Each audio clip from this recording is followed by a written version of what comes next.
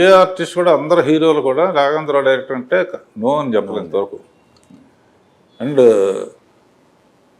3 generations అందరికి వాళ్ళ career బెస్ట్లు ఇచ్చారు సార్. ప్రతి హీరోకి వాళ్ళ కెరియర్ బెస్ట్ ఇచ్చారు, కానీ నాగేశ్వరరావు గారికి బాలకృష్ణకి ఇలాపోయారు ఏంటి? నాగేశ్వరరావు ఏంటంటే యాక్చువల్గా ఇప్పటి వరకు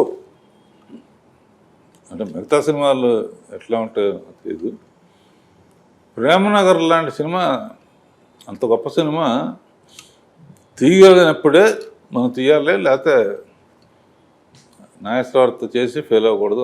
రామారావుతో వరుసగా ఇచ్చేసి నేను చేస్తానప్పుడు ప్రేమనగర్ కన్నా అద్భుతంగా ఉండాలి అని చాలా రోజులు పోస్ట్పోన్ చేసుకుంటూ వచ్చాను. చేసుకుంటూ వచ్చిన తర్వాత ఇక్కడ షూటింగ్ చేసేవాళ్ళం కానీ నాగేశ్వరరావు కనబడుతున్నాం.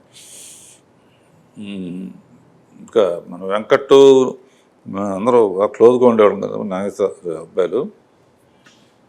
ప్లాన్ చేసేప్పుడు ప్రేమ కానుకను సినిమా పాటలు అందులో కూడా అద్భుతంగా, అందులోనూ పాటలు చాలా బాగున్నాయి, శ్రీదేవి కానీ. కానీ కాపీ చూసిన తర్వాత నాగేశ్వరరావు ఒకే మాట అన్నారు, it is a painting in my film career అండి, నా గ్యాలరీలో పెట్టుకోవాలి, అంత అద్భుతంగా. అందులో పెయింటర్ కూడా అతను క్యారెక్టర్, కానీ ఎందుకో వర్కౌట్ అవ్వలేదు. దాంతో బాగా డిసప్పాయింట్ అయ్యాను.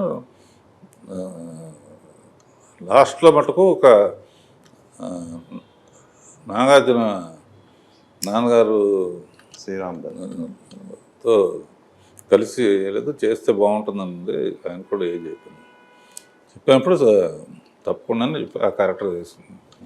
లక్కీగా ఆ సినిమా ఒకటి బాగా ఆడింది. ఆయన కూడా అద్భుతమైన సో అంత జర్నీలో ఎన్నో ఇప్పుడు రామారావు, బాలకృష్ణ,